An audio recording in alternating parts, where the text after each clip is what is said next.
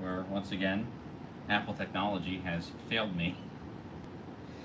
Try to orient the iPad so that it's horizontal, and it insisted that it had to be vertical today, despite my commands otherwise. So,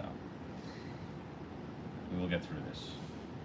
Speaking of getting through it, we are live with our 4th volume of Ask the Rabbi. And we'll pick up with some kosher questions ripped from the headlines. So, the question was about a milchig cup that was microwaved with water in a fleshig, in a meat microwave, and the water got to boiling. The question is, does the milk flavor in the cup affect the status of the meat microwave? So just a couple of important things to understand about this. This is actually something I want to, when I redo my book on kosher, so I want to actually add a section that kind of gives these kind of answers in a little bit of introductory detail. Flavors transfer by a medium of liquid from one utensil to another utensil. Flavors transfer from food items by exchange of heat. This is just, I'm not talking about the science of it. This is the halacha of it. The science of it is fairly similar, but not relevant. The question is whether or not you have cooked something with something else. And if you use heat to do that, is it prohibited or is it not? There's also another lower level of, are you transferring something using some type of sharp food which provides a similar but not equivalent method of taste transfer as heat.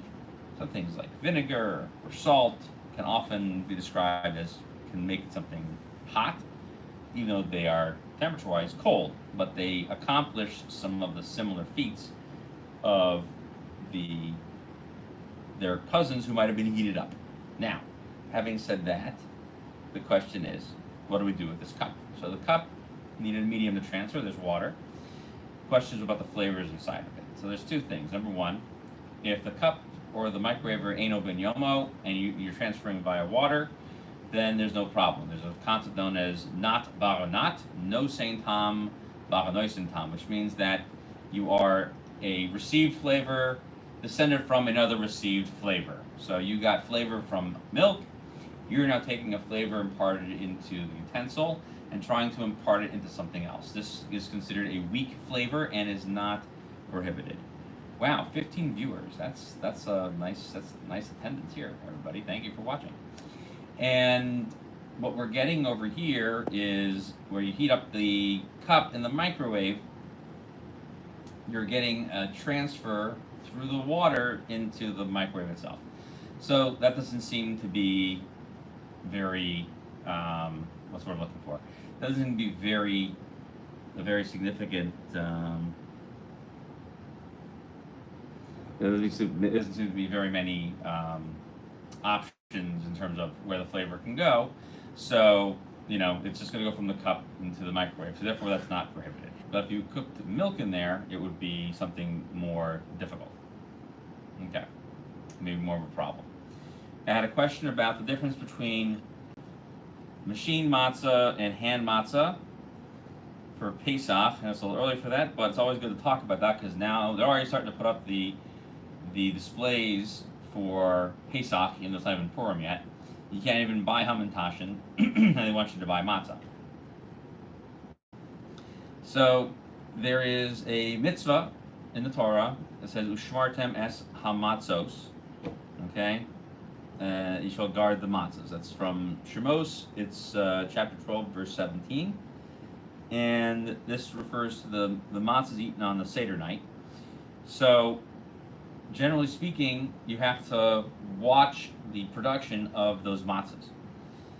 So, this means that you need to start with watching them from the moment of which they are harvested, okay, and then make sure that they stay away from any form of liquid.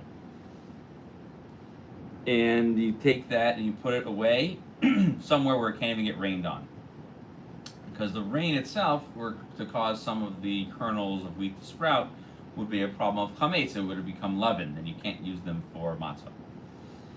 Okay, so, and when they're stored somewhere, they have to be stored in a place that's also dry, so no water coming to them, and also no water rising up to meet them. Okay, so there's a question of whether or not you can fulfill that same obligation with matzah that was only guarded from the moment that it was milled, okay, not the moment that it was harvested. So what's the difference between machine matzah and hand matzah? Well, it used to be that the hand matzah was always made from matzah shmurah mishas katsira. The first type that we mentioned is matzah that was guarded from the moment it was harvested. It will often say on the box, shmurah mishas katsira. It says that in Hebrew. Guarded from the moment of harvesting. That's the matzah you preferably want for the Seder night. That's where the mitzvah applies. The machine matzahs historically were made from matzah that is shmurah mishas techina, from the time of the milling, the grinding of the flour. So there's even a lower level than that, but I don't think any brand on the market nowadays actually exists like that. There's shmurah mishas lisha. There's guarded at the time of mixing, which is mentioned in the Talmud, mentioned in the poskim. But I don't know anybody who actually sells that. At the very least, you have to make sure the flour stays dry before you use it for matzahs for a mitzvah. And so that's the requirement between them. So the difference between those two has generally been those requirements of how long before being made into matzah was the flour washed. Nowadays, it's common to go ahead and have machine matzah even made from shmurah mishas katsira. And that's because some people hold that you need to have that type of matzah for the entire length of Pesach. This stringency is found and mentioned in a few places, such as the Vilna Gaon, who assumes that you need to have a matzah, mitzvahs matzah, all Pesach long. It is a unique and novel approach of the Vilna Gaon, and it's mentioned in other poskim as well. So that's where a lot of people have come up with the idea of having that type of matzah for the entire length of Pesach. Most people just have the custom to have matzah that's shmurah mishas techina. It's easier. You don't have to have it's definitely not a concern of chametz. In earlier times, it's very likely that most of that stuff will be thrown out. So you'll notice it in the milling process. So you therefore, most people eat that all Pesach long, but some people do have the custom to eat full shmurah matzah all Pesach long. One other difference between machine and hand matzah is that there was a big dispute about 150, 200 years ago about whether using a machine to make matzah was an appropriate venture. Can you not have matzah made by a person? So where else does this apply? If other things when machines became more popular, they asked a lot of questions. Can I use a printing press to print my Torahs, my mezuzahs? Can I write a get using a printer? Like a hot printer, not a printer in terms of your your laser printer nowadays, your Hewlett Packard printer or Brother laser printer. We're talking about a hot press. So you take the ink on the letters and press it down on the paper. That was the question a couple hundred years ago: was can I use that? Even in the early days of the printing press, that was a question of whether they could do that. Then they also want to know: could you now that they learned how to use machines to spin the wool, can I use that to make tzitzis? What about making tefillin? All these questions, lots of these type of issues. So this spilled over into the matzah world, where they tried to make matzah using machines. It's very simple. You set up a machine to roll out your flat matzahs, chop them up, perforate them so they don't become chametz, and then bake them. Does that work or does that not work? So it's a big dispute. If you look at the large encyclopedia, the Sdei Chemed, he brings down a big dispute in his entry on matzah. About the use of matzah machines and some very interesting thought processes that went into it, how long you can run the machines, how often you have to clean the machines. So what we do nowadays is there was a dispute about that went around for a while.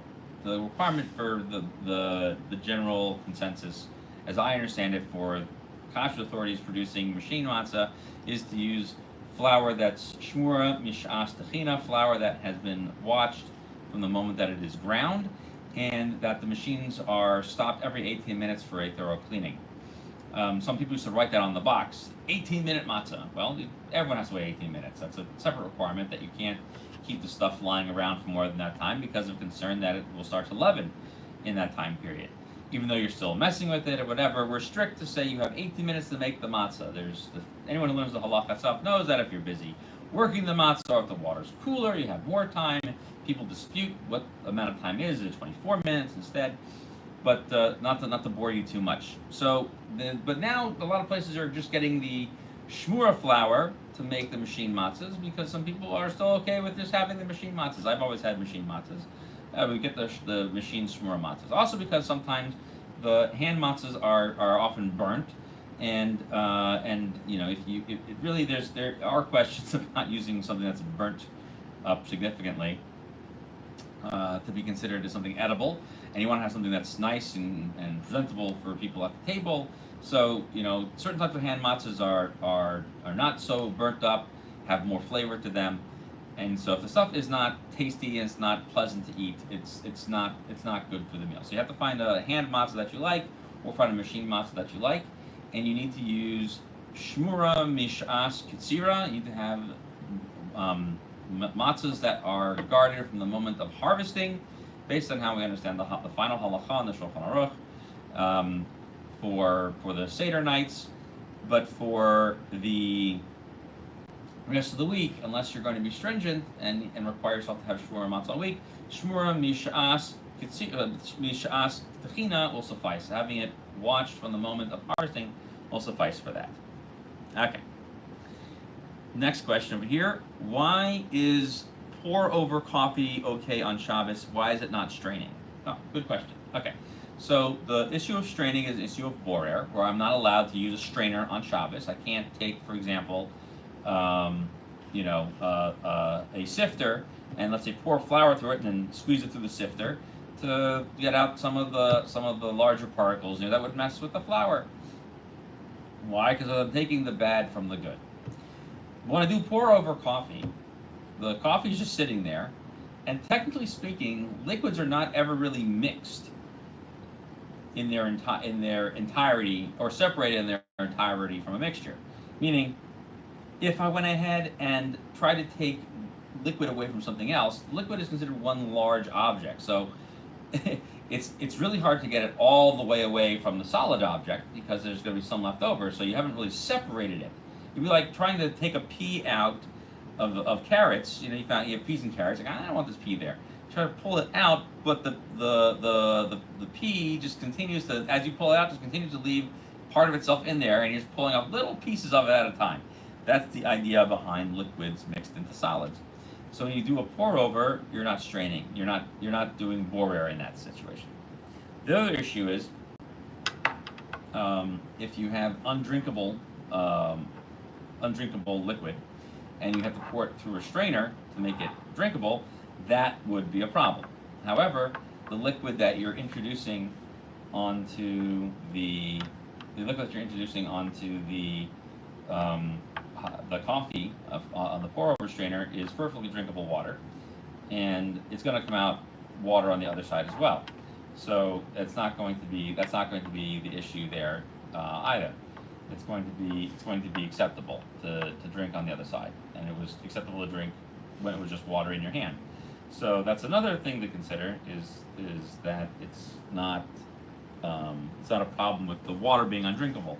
So you're not making an improvement. So what are you basically doing? The last question is: are you pouring hot water over this dried coffee? Are you cooking the coffee? No, you're not, because there's a couple ways to get around that. Number one, you can pour your hot water into a kli sheni, and for pouring it over the coffee is going to be a kli shlishi, and into your bottom cup will be a kli shlishi. and many poskim hold that's okay, with the main exception of the Chassam Sofer, who doesn't believe in that, but Rav Moshe Feinstein agrees with the Chassam Sofer. The Mishnah Berurah has to be strict about it, but most people have accepted the ruling of Rav Moshe Feinstein that there is no reason to be stringent about that. So if you take a coffee pour over device, you put your coffee into that, and then you do a pour over with your hot water over a cup, and it pours over and drips through. You haven't separated one thing from another, and just maybe leave it there a little bit. Don't let the water come through. It really is a mixture at any given time. Okay, so but if you use water that needed to go through a strainer in order to make the water drinkable and so on, you would have some problems there. Okay, let's see. Next question. Okay, would one sit shiva for adopted children? What about long-time foster children that were never officially legally adopted? So the answer to your question is that you only mourn people who were biologically connected to you. That's just what the Torah mandates. There is an idea to go ahead and fulfill mourning rites for people that you've had some connections to. That it is feasible to do that, and there's nothing really preventing you from not doing that. So you can go ahead and perform those mourning rites for them. You're allowed to go ahead and honor them with that. There's just no obligation to do so. So you're allowed to honor anybody with those things, but there's no obligation for it. That does mean, so for example, you can't rely on the other exemptions. Say, I don't have to say shema, I don't have to say tefillah because I have to bury them, do that. The only exemptions would be if al pi din, if through the actual strict letter of the law, they were relying on you for burial. They didn't have a spouse to bury them, they didn't have another sibling, adopted sibling that we knew was their sibling to bury them, and you were required to bury them because there's a law that's incumbent upon all Jewish people to make sure that all of their brethren are all buried properly and cared for. And so the mourning process would be something that you would accept on yourself, but it wouldn't you wouldn't be under the same level of obligation. Okay. I mentioned I was going to bring up again the Ta'anis Dibur question, and there's a Mishnah Berurah in 571-2 that Ta'anis Dibur is a common custom, and especially in some of the communities, to accept that during the week of Shovavim. Shovavim are up until last week the Parshios of Shemos. So we had Shemos all the way through last week's Mishpatim, and actually this year would be a Shovavim Tat because Rosh Chodesh Adar didn't happen yet. So you get the last couple of Parshios in there before Rosh Chodesh Adar. So because of that, the people used to use the Ta'anis Dibur in place of an actual fast. That way they weren't weakening themselves, such that they had to go to work the next day, and fasting was bad for them. So I wanted to acknowledge that in this week's class as well. Can we cover those two? Okay, here's the next question. So the next question is: you are a Jew and have been asked to speak or give an eulogy at a relative's funeral. Okay, so one second. That's it. Okay, you're Jewish and you're giving a eulogy at your relative's funeral. It could be your mother, your father. They are Christian. So I'm assuming they were born Jewish and they're practicing Christianity. What is a correct response, or how do you object to this if a Jew is not permitted to enter into Christian chapel or a church but finds themselves in a situation? Is there a way to be there for your relatives, friends without committing a violation? Okay, it's a good question. So what do you do? What if you are a Jewish person and you practice your religion, and then you have a family member, so for whom, for example, you have an obligation to mourn, but they have apostated the religion? What do you do for that? So generally speaking, a person who has apostated the religion is not given the honor and dignity of any of the mourning rites, and so therefore you are exempt from that. So that's what we talk about mourning. So you are exempt. You don't have to do anything. Now the next question is, what do you do about the fact that you want to keep relations with the family? Maybe the family not when the family's short to do. That's how to treat it. And some people, there's going to be some of these. People will have their own individual moral objections to things because they pick and choose what they believe is moral and immoral. So how do you resolve? How do you find ways to resolve when people are not on the same page about their moral dilemmas? So there is an issue. I think the first time I've seen it really discussed in some detail as an actual issue is known as hanifa. Hanifa means to basically kind of flatter somebody, stroke their ego, and there's a question of whether you are allowed to basically entertain someone's fantasy to feed and validate their feelings, while at the same time flouting what the actual law is. So there's interesting. So the Orchos Chaim of the Rosh, the proper pathways of the Rosh, actually says this in, I believe, it's in chapter 2, that one should stay far away from flattery. It is a bad code of conduct. One should not behave or conduct themselves in that way. That's a sort of a general, just to give you sort of a general thought process. Remember, the Rosh, the Master, is a 13th century rabbi in Spain, but he also was Ashkenazi, and he had fled there because of the terrible conditions in Germany at that time, which is a statement we tend to make many times in Jewish history. Why do we keep going back there if it was always so bad? So, so that's one thing that's important. There's a bunch of different responses to Hanifa in the Talmud and in the Poskim. One famous case of Hanifa, of flattery, is in the Gemara and in the Sota, where the rabbis are attending the public reading of the book of Deuteronomy during Hakel, the mitzvah Hakel every 7 years. During Sukkot, the book of Deuteronomy read by the king. That's required by the Torah, and Agrippus was the king. And he reads the section that says that that the king has to be mikarev achecha, and Agrippus was very upset by this because he realized that he wasn't technically part of the Hasmonean dynasty. He was a descendant of Herod, who was Idumean, and he was very upset by this. And so the rabbis flattered him by saying, "No, achinu ata, you are our brother, and we love you, Agrippus." And the Mishnah says they were punished for this. So it's serious. It's a big deal. It's a very serious deal. And even more threateningly, so that's one case of it.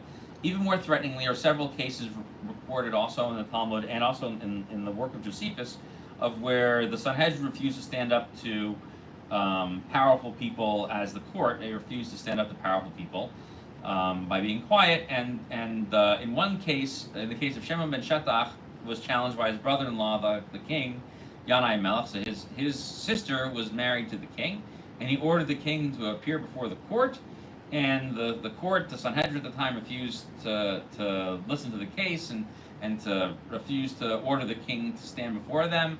And so the Gemara says that Hashem sends the angel Gabriel to strike down all of the rabbis. So anyway, and so we're supposed to be getting off too much on a tangent. The point is that being flattering people, not doing the right thing, is not the right answer. So there's a couple of other responses to this. There's cases in the Chassam Sofer in his Chuvas where he was faced with people like, either you do what I want or we're gonna detonate everything. We're gonna go off the derech. We're gonna blah blah blah.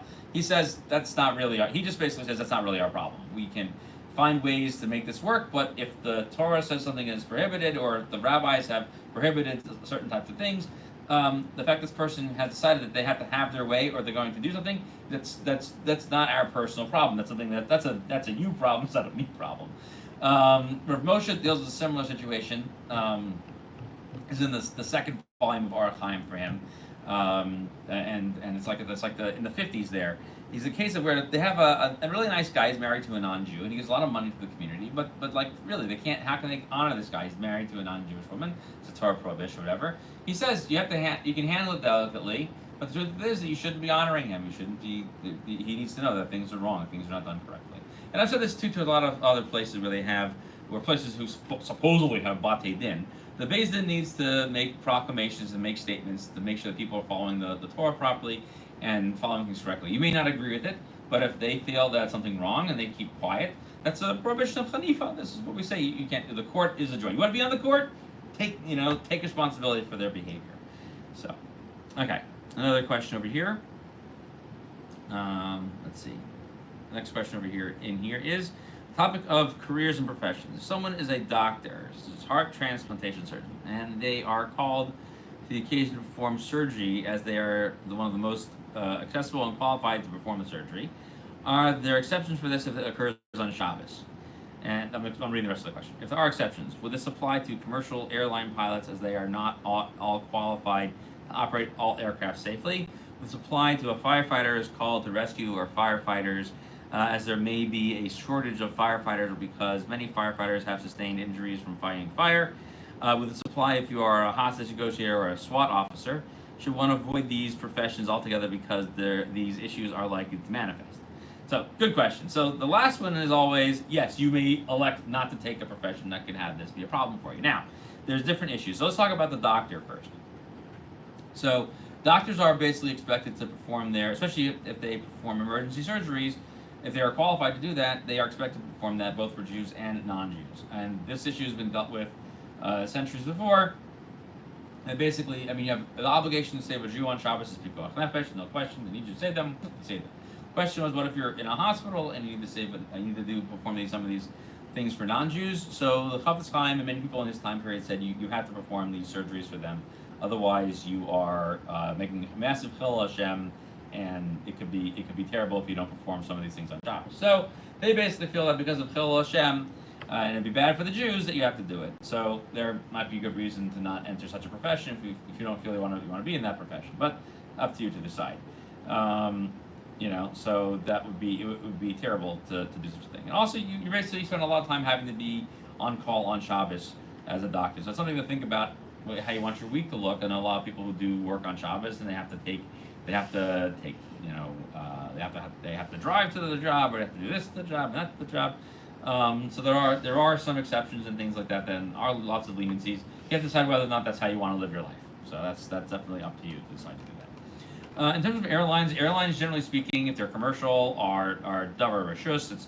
It's nothing that's emergency based. So you would not be allowed to fly on Shabbos, operate the aircraft on Shabbos. Now you could fly. Essentially, you could take a flight that would leave on Friday and land on Sunday. You could do that, and it's non-Jew piloting the thing.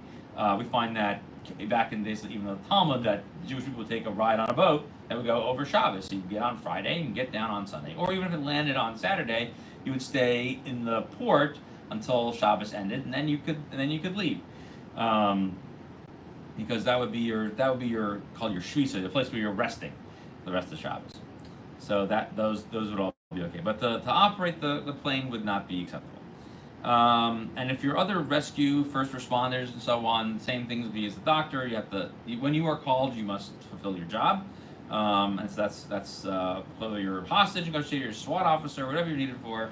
I actually saw that there was a hospital that had somebody that had something here in not so far from me. It's about 2 hours from where I live in York, Pennsylvania. Someone took hostages at a hospital, and they needed a SWAT officer to take action, and the officer had to come in and save the day. So those are first response type things. So you have to be able to act. Now in Israel, of course, these things are all required. People have to take response. When October 7th, 2023 happened, it was still Yontif. So you had people who were on duty. You have to be on guard, pay attention. Those things are all obligatory. In terms of the specifics of it, there are a lot of good works written on these topics that can be looked into. There's the Chafetz Chaim wrote a book called the Nedchei Yisrael, where he addressed it to people who were being conscripted against their will into the Russian army, and how they could do that. There's later stuff also from Neuwirth and other people that's all talking about doctors and so on. Also, the Nishmas Avraham has extensive material. I think the Nishmas Avraham has been translated into English, so you can read a lot about these issues, about first response and so on in that work. It's a fantastic work. He updated it recently within the past 10 years. We got the new edition. He published it right around the time of the passing of Rabbi Ovadia Yosef, and he felt terrible that he wrote the book, edited the book while Rabbi Ovadia Yosef was alive. But it was around that time that he published it, and he writes in the introduction, he felt terrible he couldn't remember him properly and immortalize him properly in the book because he was still editing it for a fourth edition. I saw the Hebrew edition. The English edition, I think, is based off of the third edition. So the Hebrew is more updated, but the third edition, I think that's in English, is still pretty good. What is the current obligation for adult Jewish men and women outside of Israel to contribute their annual half shekel, the machasitza shekel? If obligated, what is the current value and to whom is it given? Well, the machasitza shekel is generally speaking obligatory as a custom outside land Israel. The original machasitza shekel was a tax paid to the temple treasury. It began with the beginning of the month of Adar. Now we give it as part of charities given to synagogues, and so the machas shekel is still measured as being about $1.50 worth of silver. That's sort of been the custom. Some people adjust it based on the price of silver. There's that. I have to check and see what that is this year, but the custom has been to basically assume it's about $1.50. And so you give that, and then you give for everybody in your household. So you basically pick up the coins, the silver dollars, or the silver half dollars, and acquire them. However many people you're giving the shekel, and then multiply that by how many dollar bills you're going to put to charity, and then put them to your charity of choice. That's how we do that custom nowadays. Okay. Is it ever appropriate to say brachos while sitting on the floor if you are not in mourning? So if you are playing with your child on the floor and they have snacks they offer you, or if you are having a picnic in the park or sitting at the beach, what about bracha in bed if you are not sick? Okay. Great. So we actually talked about this in the Mishnah Berurah class a while ago about your different states of dress. So we talked about it. So if you look back in chapters 68, 69, and so over there we talked about proper ways to be dressed for the Shema. Though the Mishnah Berurah brings out that's also what you should do for brachos as well. So being on the floor is okay, and being in a sitting position is okay. You can't lay down on your back to recite the Shema, but saying brachos would be fine.